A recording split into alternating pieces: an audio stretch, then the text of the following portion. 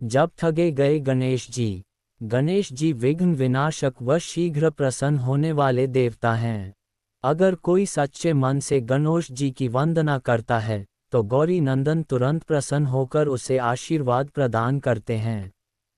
वैसे भी गणेश जी जिस स्थान पर निवास करते हैं उनकी दोनों पत्नियां रिद्धि तथा सिद्धि भी उनके साथ रहती हैं। उनके दोनों पुत्र शुभ व लाभ का आगमन भी गणेश जी के साथ ही होता है। कभी कभी तो भक्त भगवान को असमंजस में डाल देते हैं। पूजा पाठ व भक्ति का जो वरदान मांगते हैं वह निराला होता है। काफी समय पहले की बात है, एक गांव में एक अंधी बुढ़िया रहती थी। वह गणेश जी की परम भक्त थी। आंखों से भले ही दिखाई नहीं देता था, परंतु वह सुबह शाम गणेश जी की बंदगी में मग्न रहती। नित्य गणेश जी की प्रतिमा के आगे बैठकर उनकी स्तुति करती, भजन गाती व समाधि में लीन रहती। गणेश जी बुढ़िया की भक्ति से बड़े प्रसन्न हुए। उन्होंने सोचा ये बुढ़िया नित्य हमारा स्मरण करती है, परंतु बदले में कभी कुछ नहीं मांगती। भक्ति का फल तो उसे मिलना ही चाहिए। ऐसा सोचकर गणेश जी एक दिन बुढ़िया के सम्मुख प्रकट हुए तथा बोले, माई, तुम हमारी सच्ची भक्त हो। जिस श्रद्धा व विश्वास से हमारा स्मरण करती हो, हम उससे प्रसन्न हैं। अतः तुम जो वरदान चाहो हमसे मांग सकती हो। बुढ़िया बोली, प्रभो, मैं तो आपकी भक्ति प्रेम भाव से करती हूँ। मांगने का तो मैंने कभी सोचा ही नहीं, अतः मुझे कुछ नहीं चाहिए। गणेश जी पुनः बोले, हम वरदान देने के लिए आए हैं। बुढ़िया बोली, हे सर्वेश्वर, मुझे मांगना तो नहीं आता। अगर आप कहें तो मैं कल मांग लूंगी। तब तक मैं अपने बेटे व बहू से भी सलाह मशविरा कर लूंगी। गणेश जी कल आने का वादा करके वापस लौट गए। बुढ़िया का एक पुत्र व बहू थे। बुढ़िया ने सारी बात उन्हें बताकर सलाह मांगी। बेटा बोला, माँ, तुम गणेश जी से ढेर सारा पैसा मांग लो, हमारी गरीबी दूर हो जाएगी, सब सुख चैन से रहेंगे। बुढ़िया की बहू बोली, नहीं, आप एक सुंदर पोते का वरदान मांगें। वंश को आगे बढ़ाने वाला भी तो चाहिए। बुढ़िया बेटे और बहू की बातें सुनकर असमंजस में पड़ गई। उसने सोचा ये दोनों तो अपने अपने मतलब की बातें कर रहे हैं। बुढ़िया ने पड़ोसियों से सलाह लेने का मन बनाया।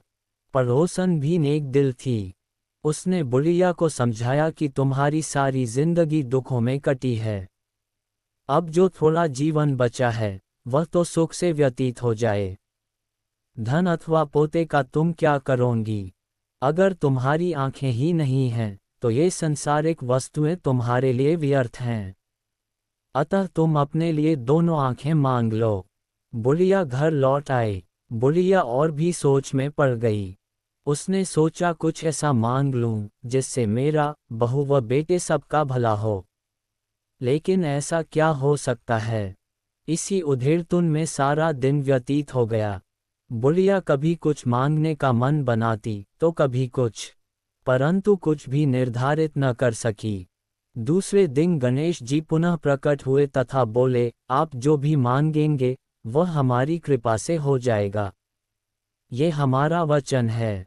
गणेश जी के पावन वचन सुनकर बुढ़िया बोली, हे गणराज, यदि आप मुझसे प्रसन्न हैं तो कृपया मुझे मन इच्छित वरदान दीजिए।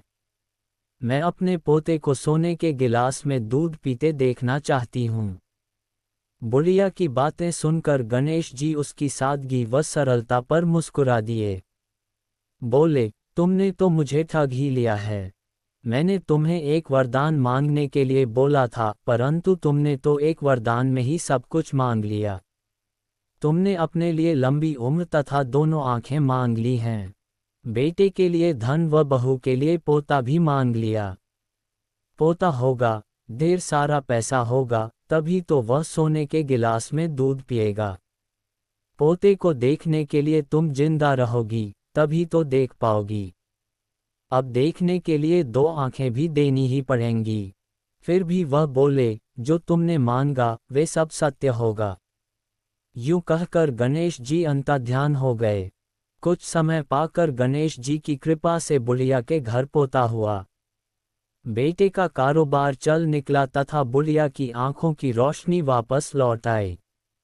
बुढ़िया अपने परिवार सहित सुखपूर्वक जीवन व्यतीत करने लगी।